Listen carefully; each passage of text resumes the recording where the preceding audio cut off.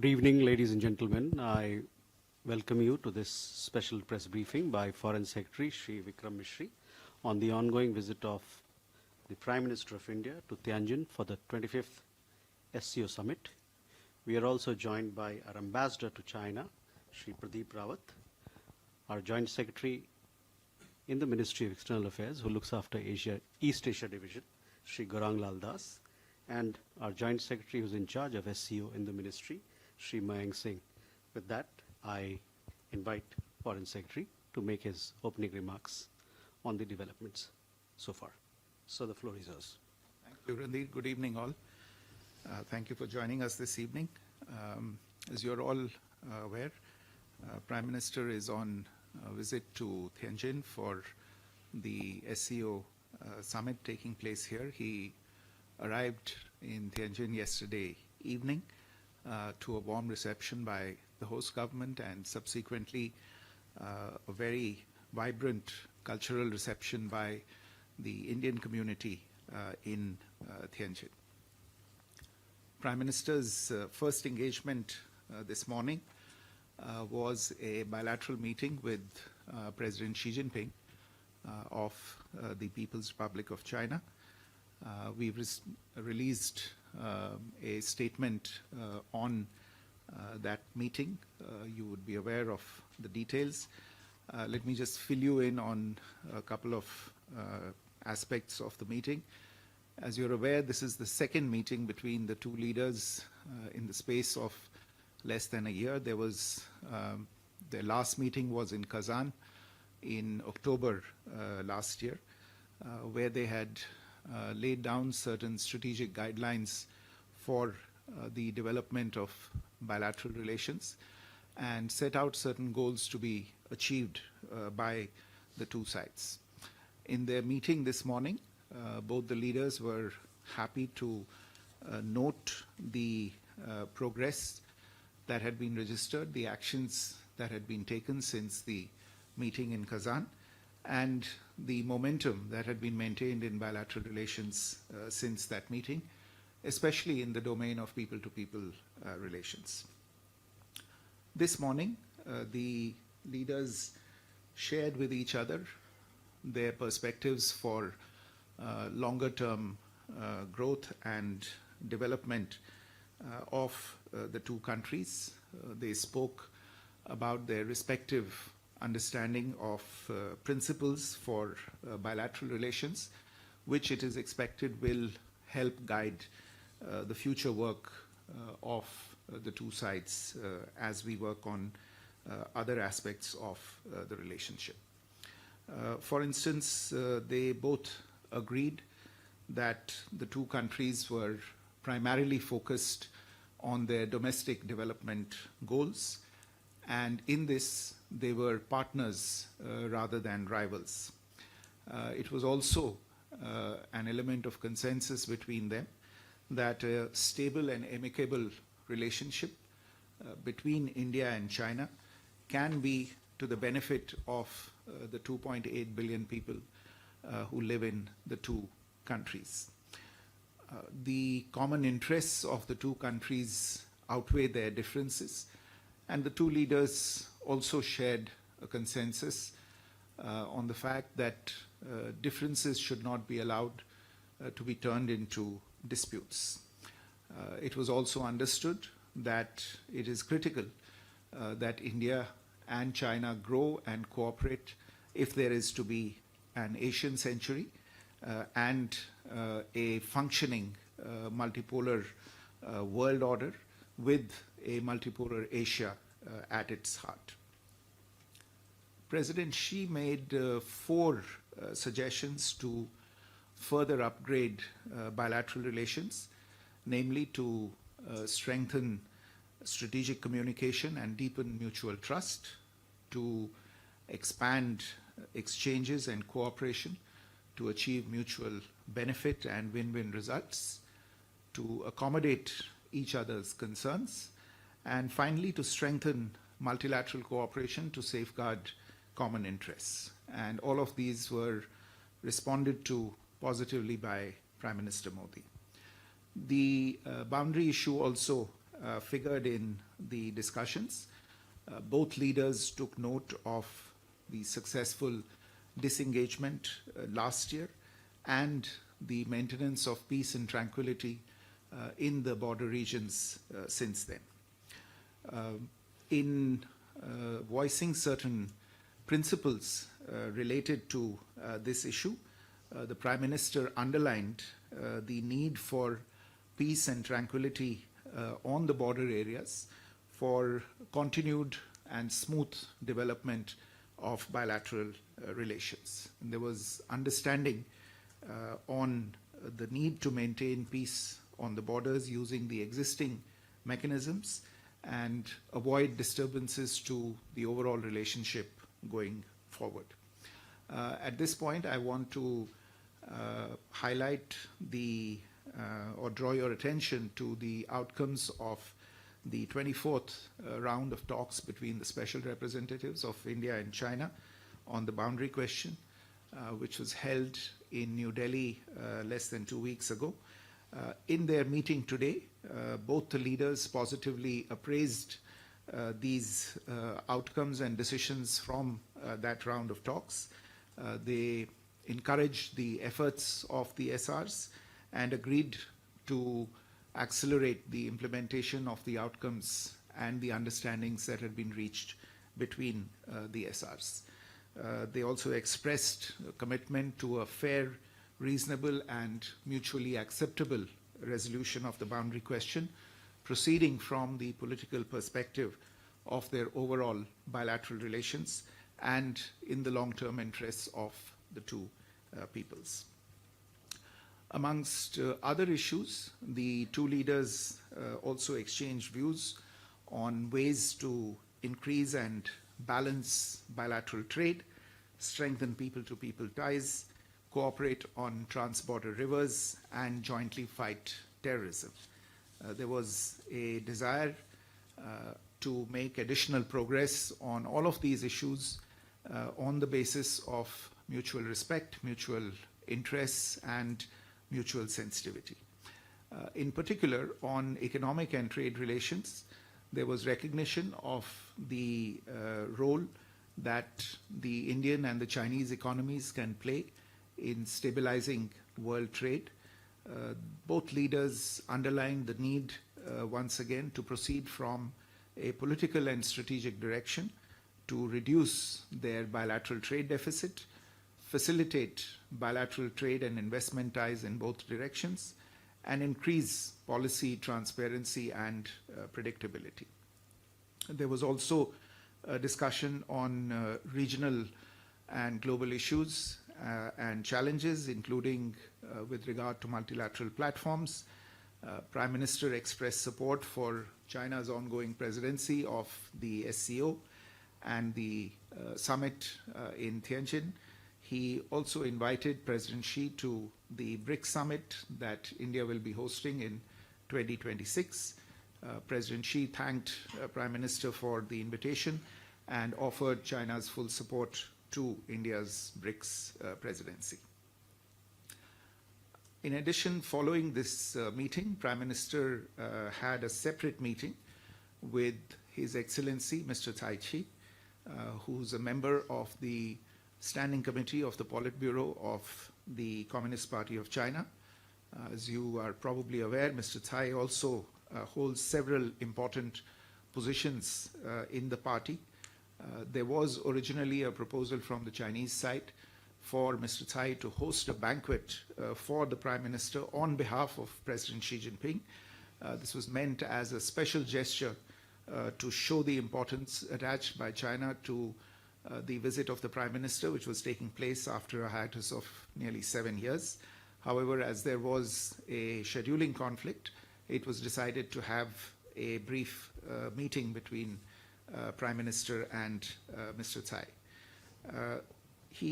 During the meeting, the Prime Minister shared his overall vision for the India-China relationship with Mr. Tsai and sought his involvement and his role to realize the consensus of the two leaders.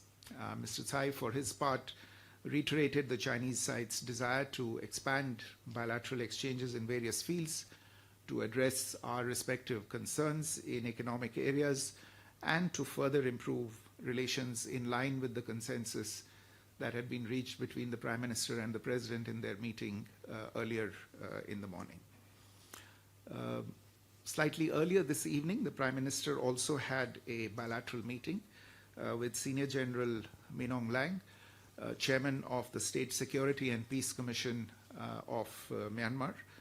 The two leaders recalled their earlier meeting on the sidelines of the BIMSTEC Summit in Thailand earlier this year and reviewed their current state of bilateral ties.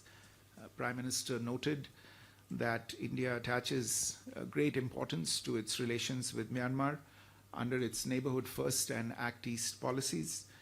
He underlined the importance of the development partnership between the two countries and sought Senior General Min Aung Hlaing's support for the ongoing connectivity projects between India and Myanmar. There was also a discussion on the security and border issues. Prime Minister welcomed the announcement of elections in Myanmar and stated that dialogue was the only way forward to foster peace and stability in Myanmar. A short while ago in the evening, Prime Minister attended the official reception of the 25th SCO Summit hosted by President Xi Jinping for the visiting leaders. Tomorrow, Prime Minister will be addressing the plenary session of the summit, where he will outline India's approach to fostering regional cooperation under the SCO umbrella. After this engagement, he is scheduled to have a bilateral meeting with President Vladimir Putin of Russia, following which he will depart for India. Let me stop here, and I think we have time for a few questions. Thank you. Okay. So we go from Manish, please. Foreign Secretary Manish Chand, India Rights Network. My question is about, the ballooning trade deficit, which is close to $100 billion. You spoke about having a balanced economic relationship. What concrete measures, steps were unveiled? Was there any pledge by the Chinese side to step up investment? So we go from Manish, please. Foreign Secretary Manish Chand, India Rights Network. My question is about, the ballooning trade deficit, which is close to $100 billion. You spoke about having a balanced economic relationship. What concrete measures, steps were unveiled? Was there any pledge by the Chinese side to step up investment in India? And my second question is that was there any progress on de-escalation if the issue was discussed? And what is the way forward from SR talks? Thank you. Sudhi. So, Shruti Ranjan from Bloomberg, sir. On the border talks, you did mention about the SR level talks. How does it go forward from here? In particular, the issue of delimitation that has been mentioned in the last joint statement. Uma.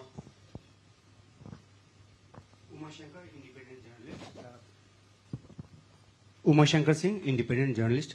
मेरा सवाल ये है कि चीन की तरफ से जो बयान जारी किया गया है उसमें राष्ट्रपति शी के हवाले से कहा गया है कि उन्होंने प्रधानमंत्री मोदी से ये कहा, और मैं कोट कर रहा हूं, कि हमें सीमावर्ती क्षेत्रों में शांति और सौहार्द बनाए रखने के लिए मिलकर काम करना चाहिए और सीमा मुद्दे को समग्र चीन भारत संबंधों को परिभाषित नहीं करने देना चाहिए। सवाल यह है कि भारत क्या चीन के इस रुख से जो सहमत है, क्योंकि भारत पहले से कहता रहा है कि 2020 अप्रैल के पहले की यथास्थिति जो है वो पहली शर्त है दोनों देशों के बीच संबंधों को सामान्य करने की। Siddhant. Hi, sir. Siddhant from WION. Sir, how much was the discussion on the issue of cross-border terrorism, the terrorism emanating from Pakistan during the bilateral meeting between Prime Minister Modi and President Xi Jinping? And my second question is, Prime Minister mentioned about direct flights as well, announcements. Are we looking at any timetable when in next few months we are looking at direct flights? Megha. So I'm Megha Prasad from ABP. My question is about the conversation that President Zelensky had with Prime Minister Modi yesterday. And he puts out on Twitter, and he says that while he was talking to Prime Minister, he's also said that Ukraine reaffirms its readiness for a meeting with the head of Russia. Now, Prime Minister is meeting President Putin tomorrow. Is there some sort of an expectation from Ukraine that India would mediate? If yes, what's the stand that India would take in this situation? So we can take these questions first.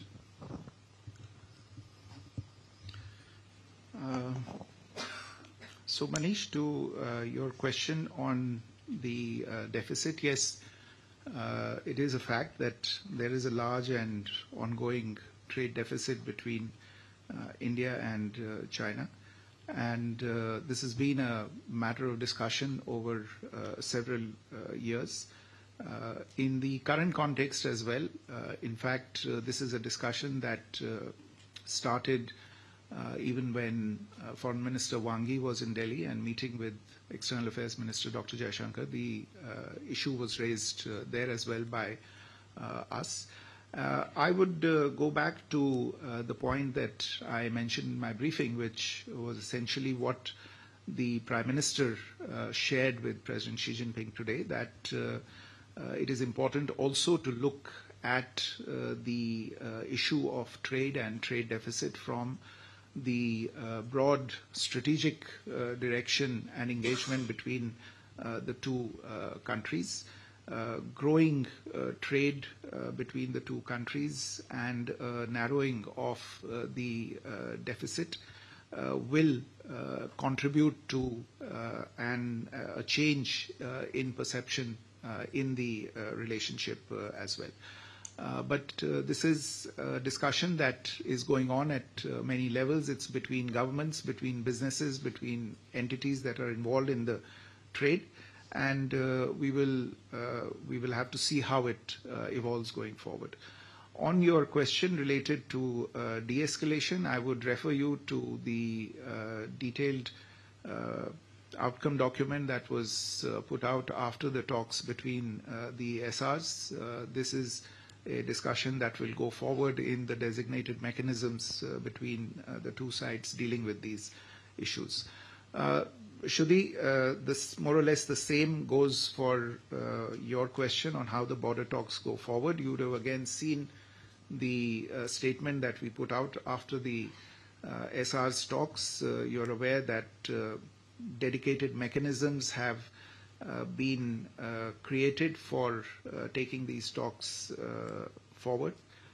We expect that the existing mechanisms, which is the working mechanism for coordination and cooperation in the border areas between India and China, will meet in the coming days and weeks, and the respective leaders of this mechanism from the two sides will come to an understanding on how these mechanisms for the delimitation related talks are going to go forward.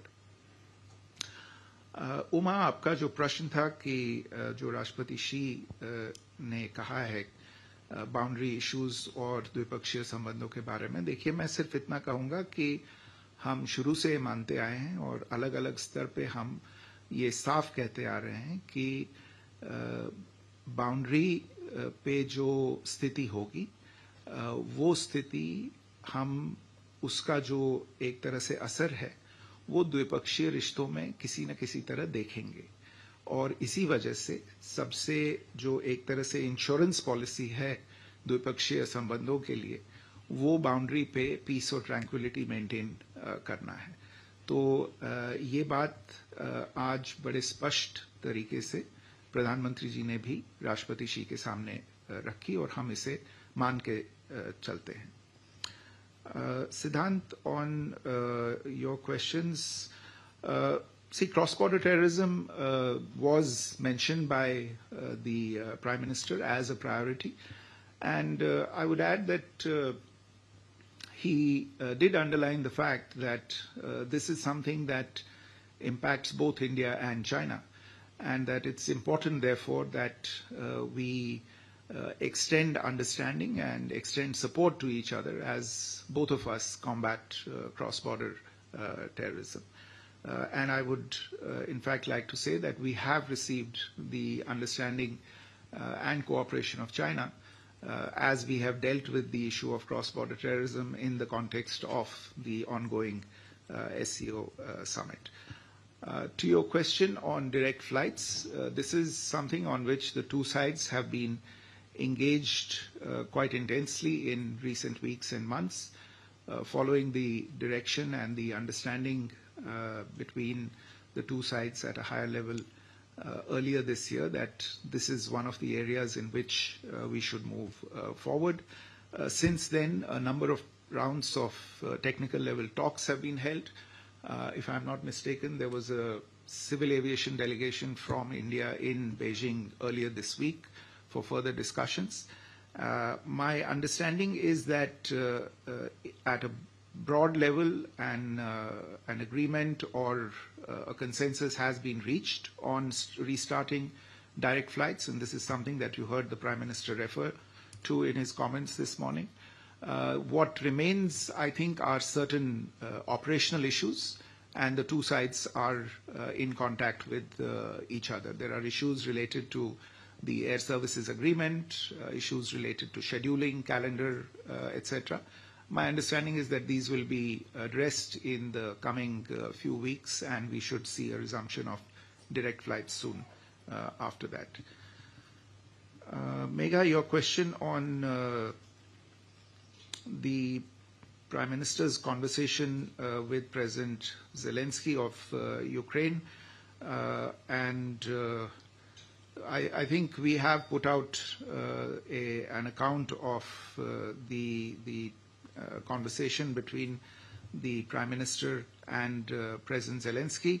As to how and what will be reflected in the conversation with President Putin, I would at this stage not preempt the conversation that is going to take place tomorrow afternoon. But we'll try and update you on the proceedings in that conversation once it takes place tomorrow. Thank you. Okay, Gauri. So Gauri Dwivedi from NTTV. First question, sir. Did the issue of additional tariffs imposed by the Trump administration figure in the talks in the backdrop of China supporting India's stance? And secondly, with regard to the applications, the Chinese applications that remain blocked in India, has there been any discussion to that effect? Shubha. Foreign Secretary Shubhajit Roy here from Indian Express. In the readout, in the Indian statement, I see that it's been framed that India and China are not rivals but partners. How do you square this with the fact and the ground reality that more than 50,000 troops from Indian side and another 50,000 are still deployed and stationed at the India-China border? Aditya. Foreign Secretary Aditya Raj Kaul from NDTV. On the cross-border terrorism front, was Pahalgam terror attack, raised here because, there were reports that the terrorists of Lashkar-e-Toiba and TRF were actually holding Chinese equipment, including ultrasets and alpine apps. Apart from that, on the Operation Sindoor front, the Chinese equipment used by the Pakistan Army, what did that also figure? Apart from that, second quick question on Taiwan. Last time there was some kind of a communication gap when Wang Yi visited New Delhi on Taiwan. There was a statement by the Foreign Ministry here in Beijing. They said that, there was some kind of a change in policy. Is there a change? Would you reiterate India's position on Taiwan? Thank you. You have a question here? Colin Murphy from Bloomberg. I just wanted to point out the fourth point by Xi Jinping regarding to the strengthening of multilateral cooperation to safeguard common interests. Can I ask from the Indian perspective what perhaps might be those multilateral organizations that you might be working through, and in particular, what are those common interests? Do they include trade, tariffs, for example? So can you give a little bit more specifics on this point? What's the Indian perspective on President Xi's point? Thank you. Please. Yeah. Sir मैं अरुण हूँ दूरदर्शन से sir इससे SCO summit के अंदर prime minister Modi का कल participation रहेगा तो किस तरह से बेसिकली इंडिया अप्रोच करेगा SCO समिट को इस बार क्रॉस बॉर्डर टेररिज्म आतंकवाद जैसे मुद्दे टेरर फाइनेंसिंग जैसे मुद्दे कई मल्टीलैटरल प्लेटफॉर्म पहले भी रेज हो चुके हैं लेकिन कल जब प्राइम मिनिस्टर मोदी होंगे और इंडिया किस तरह से SCO समिट को अप्रोच करेगा sir Okay. On the question related to Gauri's question on tariffs, etc. Look, what I'll say is that the two leaders discussed the international economic situation. They recognize the challenges that flow as a result of what we see happening around us. And the focus of the discussion, I would say, remained in the bilateral domain. Of course, they recognize as I said, they recognize what's happening on the international plane and the challenges it creates, but they tried to, in a sense, see how to leverage that for building greater understanding between themselves and how to, in a sense, take forward the economic and commercial relationship between India and China in the midst of these evolving challenges. As to your question about the Chinese applications, I don't have any update for you on this at the moment. Perhaps you could refer to the Ministry of Electronics and Information Technology in India for this. Shubhajit, your question on squaring the issue of partners, not rivals, with troops at the border. Look, as I said, the formulation of the two countries being partners, not rivals, or as is put somewhat differently, of being opportunities for each other and not challenges. This is the framing of the relationship, and both leaders have done this framing of the relationship. This is what is desired, and this is what they see as the future of the relationship as well. The troops at the border, which are a reality, though I think that is again a situation that has started evolving over the course of the last year as the situation at the borders has become more or is moving towards normalization. That is something that has come about as a result of actions that have been taken at a particular point in time. And that's obviously led to a certain crisis, and it is that crisis that we have dealt with or attempted to deal with over the course of the last 5.5 years.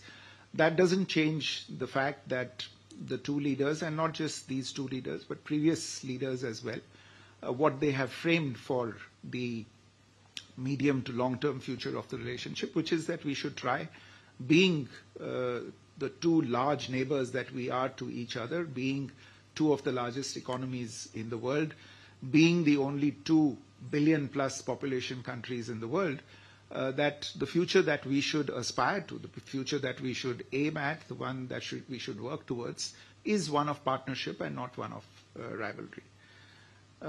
Aditya, on your questions related to cross-border terrorism, look, all I'll say is that without going into the specifics, that the issue was discussed. It was raised by the Prime Minister, and he outlined his understanding very, very crisply and very specifically on this issue. As I said, he outlined the fact that this is a scourge that both China and India have been victims of, and India is still combating this menace.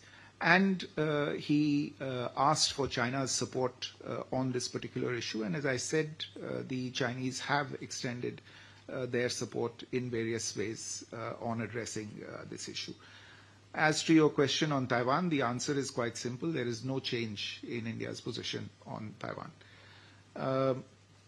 Kolam's question on the specifics of the two leaders talking about strengthening multilateral cooperation to safeguard common interests.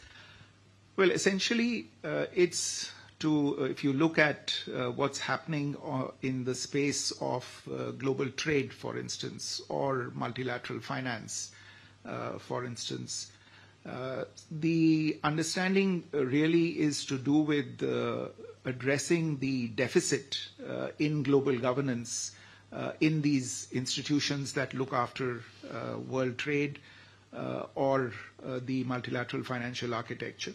Obviously, there is a deficit in how the WTO is working, for instance. There is even a deficit in how the United Nations is working at this point in time.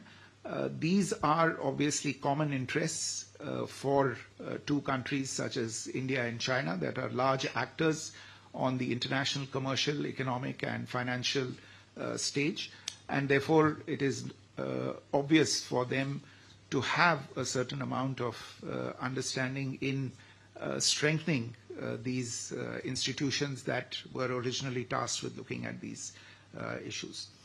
आपका जो सवाल था SCO को लेके, देखिए SCO की बैठक कल शुरू होने वाली है और मेरा अनुमान है कि SCO के बैठक के बाद हम एक वक्तव्य उसके बारे में निकालेंगे, तो अभी प्रीजज न करें, उसको प्रीएम्प्ट न करें, कल उसके बारे में कुछ समाचार आपको देंगे. बहुत बहुत धन्यवाद. Thank you, sir. With that, ladies and gentlemen, we come to the close of this press briefing. We shall keep you updated with developments of tomorrow. Thank you.